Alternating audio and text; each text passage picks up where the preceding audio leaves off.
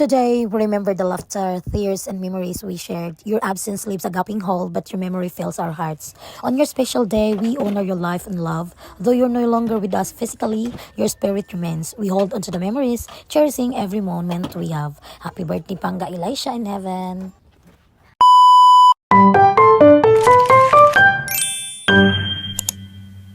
Hello mga madam na walay kwarta.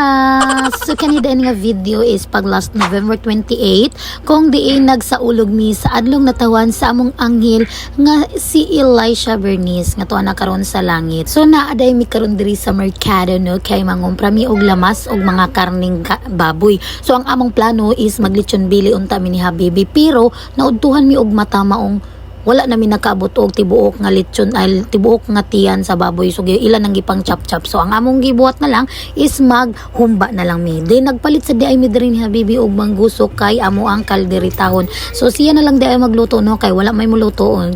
Gamay ra man sa dang among lutoon. So nagpalit sa di ay mi kaha diri nga dako kay wala man mi malutuan kay wa mi kaha nga dako kaldero ra. Nya pag-abot na mo sa balay mga madam amo na dayong giandam ang mga lutoon no. Naghaling na diri silang Gio si at tinaliog si Ati Heidi. Ako na dahil gisugdan diri og pamanit ang mga utanon nagang mga lamas no kay naudtuhan man ta pagmata so hapon baya ang atong kaon magpanihapon ta pero gamay ra man sa datong lutuon ron kay gamay ra man ang atong hikay. So karon guys amo din ning gitabangan ni Ate Heidi diri og pamanit ang mga lamas nya akong gibutangan og tubig kay aron dili mo lagom ang patatas.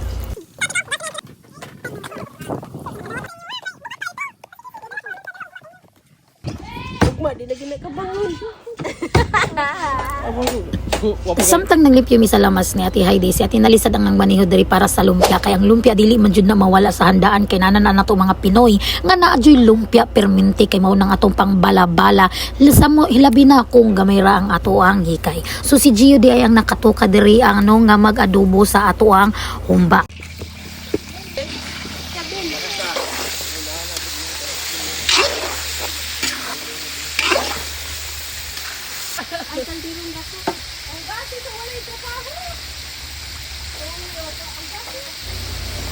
So kitang tanan na adjud tay laing pamaagi sa pagluto sa ato mga putahin no. So ang Habibi nako is iya sa jong pagkupsandaan ang iyahang humbaonon. Panit-panit ko ka. Ina si Uwe.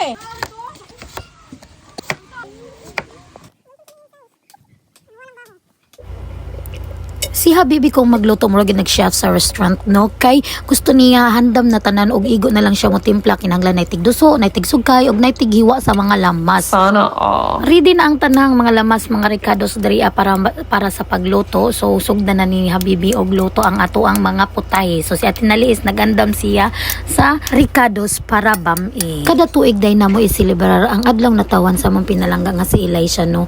Kay bukod sa iyang mga igsuon usa siya sa among gikuhaan og inspirasyon og kusog nga mulaban sa kinabuhi kada adlaw sa tanang pagsulay nga niabot kanamo kay sa dihang buhi pa siya grabe ang among pagsulay nga gihaguman kasakit ug kalipay ang among nagian. So siya jud ang nagpamatuod na nagpa-realize na mo nga strong jud di ay kaayo mi og nakayo namo ang tanang pagsulay sa kinabuhi hilabi na kadtong nagsakit na jud si Inday no didto jud ang grabe kasakit nga wala jud mi laing masangpit kung dili ang Ginoo ra gyud. So misalig jud mi sa Ginoo sa tanan o ginahinay nga naka-move on mi sa sa nahitabo niya. Kung gidawat na mo nga dili jud day siya para sa amoa o gihay mo ra siyang instrumento sa Ginoo para maka-realize mi sa tanang mga kasaypanan namo nga nahimo sa amoa kinabuhi. So kad ato daghan na kayo ang nausab sa amoa. So iyang papa is nagtinarong na sa iyang pagpantrabaho ug wala na siya nanigarilyo kay mauman jud to ang usa sa rason nga nung nakuha to niya nga sakit ug nag-focus na siya sa iyang trabaho aron maka-provide siya og sakto sa panginahanglanon sa iyang pamilya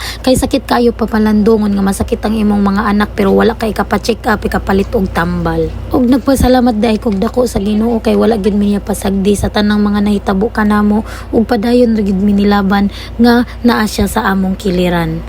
Og balik ta diri mga madam no, humana day luto ang mga putahe og gabi na og nana sa dang akong mga igsuon og pipila ka mga higala ni Danver. Kanya nag-blessed si Kidji sa ato ang pagkaon unya nangaon na ta diri sa ato ang panihapon. Samtang busy kaayo diri og paghukad ang mga tawo no, sus akong anak sa DIBC sa day kay kuhit-kuhit sa cake. Kay di ba siya pa kanog cake kay giubos siya no, chocolate cake pagidunan. Kuhit-kuhit sa siya day diri unsaon naman lang jud ning kasiyaw ning mga bata. So nangaon na day ming tanan diri no, ako ra ning mga igsuon og igagaw og amigo ni Danver ang naa diri og ang silingan namo diri sila nga Heidi ang mga anak kami ra kay ginagmay ra man ang among hikay karon ug unsa na lang jud kagaraon aning bataan nagpasanong pa siya sa iyang gikaon nga cake ngabi kay di man siya pwede niya nakakaon siya.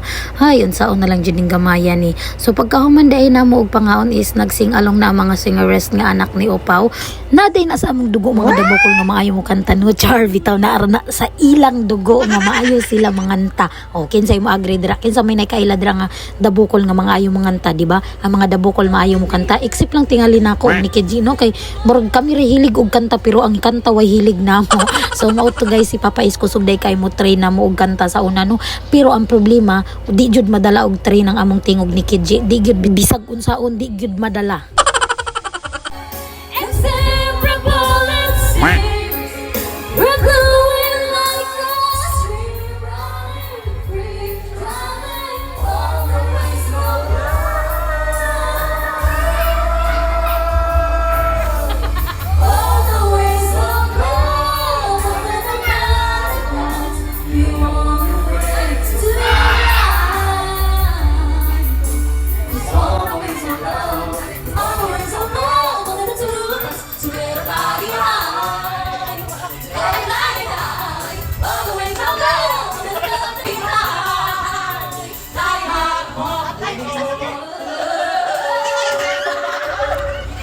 So wala day ko na inform do na naka-hire day og banda si Danver Diria. So mao ni ang ayang gi-hire nga mga singers.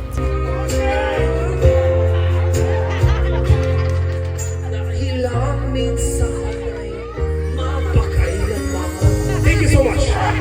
Thank you, Araneta. Thank you.